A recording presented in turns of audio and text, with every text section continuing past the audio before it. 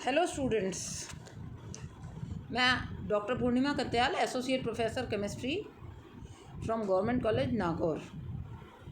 I will be taking your chapter gases. Today, kinetic theory of gases.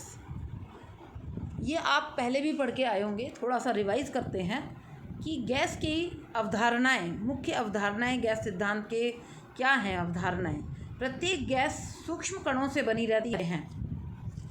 अब जो अणु होते हैं वो किससे होते हैं? Point mass. इनको हम इतने सूक्ष्म होते हैं कि इनको हम पॉइंट मास कहा जाता है. और वास्तविक आयतन गैस द्वारा घेरे गए कुल आयतन की तुलना में इनका आयतन न्यून होता है, नगण्य होता है.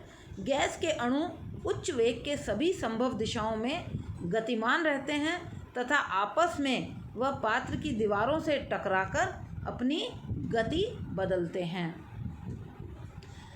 गैस के अणुओं के मध्य आणविक टक्करें पूर्णतः प्रत्यास्थ होती हैं, इलास्टिक होती हैं. ये परस्पर पात्र की दीवारों से टकराकर इनकी गतिज ऊर्जा इतनी नहीं होती है. यद्यपि गतिज ऊर्जा एक अणु से दूसरे अणुओं में स्थानांतरित होती है. गैस के अणुओं के मध्य आकर्षण बल नहीं होता है. गैस के अणुओं की गति पर गुरुत्वाकर्षण का प्रभाव भी नगण्य होता है. गैस द्वारा डाले जाने वाला दाब गतिमान अणुओं के पात्र की दीवारों के साथ टक्करों के फलस्वरूप ही उत्पन्न होता है. आपने गैस सिलेंडर अपने घर में देखे होंगे, उसमें भी गैस दाब से ही भरी जाती है. गैस के अणुओं की गतिज ऊर्जा ताप पर निर्भर करती है. ताप बढ़ाने पर अणुओं का वेग व गतिज ऊर्जा भी बढ़ जाती है. गैस के अणुओं के वेग में चिरसम्मत यांत्रिकी के नियम लागू होते हैं, जैसे कि न्यूटन के द्वितीय नियम का गैस के अणु पालन करते हैं. अणुगतिक सिद्धांत के उपयुक्त अभिग्रहित गैसों के व्यवहार को नियंत्रित करने वाले अनुभाविक समीकरणों व नियमों को समझने में उपयोगी सिद्ध हुए हैं.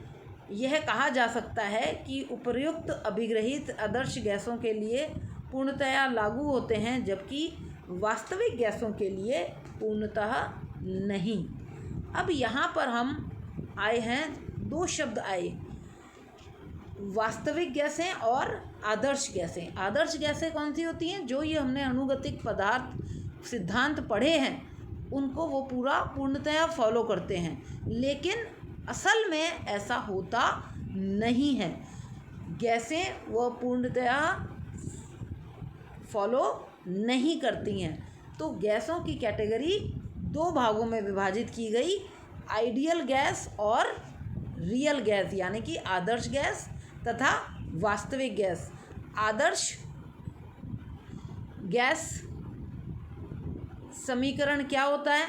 बॉयल्स नियम, चार्ल्स नियम तथा एवोगैड्रो को मिलाकर गैस की चार मापनीय राशियों क्या होता है? ताप T, दाब P, आयतन V तथा मोलों की संख्या N में कौन सा संबंध हो जाता है? PV = nRT. ये आप लोगों ने पढ़ा ही होगा. जहाँ R क्या होता है? एक गैस कांस्टेंट होता है. इसका मान गैस की प्रकृति पर निर्भर नहीं करता, लेकिन ताप, दाब व आयतन की अलग अलग इकाइयों के आधार पर R के मान भिन्न भिन्न होते हैं.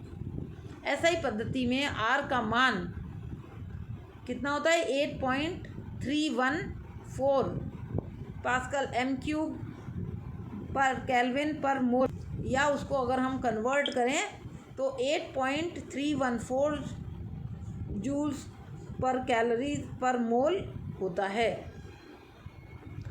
अब आदर्श गैस समीकरण क्या होता है? PV = nRT. PV = RT. N अगर नंबर ऑफ मोल्स लगाएं हम, तो आदर्श तथा वास्तविक गैस वे गैसें जो ताप तथा दाब के सभी मानों में आदर्श गैस समीकरण PV = nRT का दृढ़ता से पालन करती हैं, उनको हम आदर्श गैस कहते हैं. अधिकतर गैसें इस समीकरण का पालन ताप व दाब के सभी मान पर नहीं करती.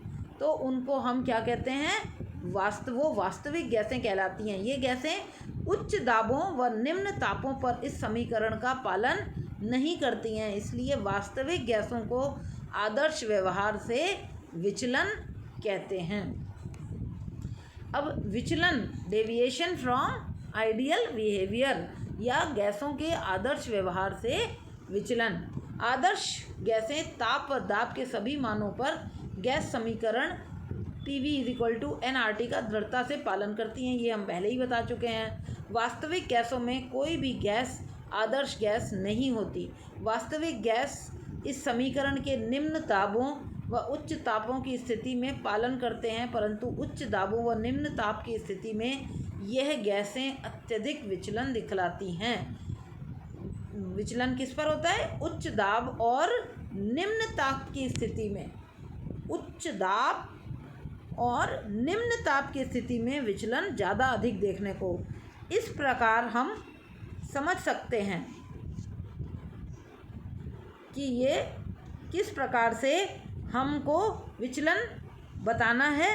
अगले टॉपिक में हम ये डेविएशन फ्रॉम आइडियल बिहेवियर जो है वो हम डिटेल में पढ़ेंगे। तब तक के लिए धन्यवाद।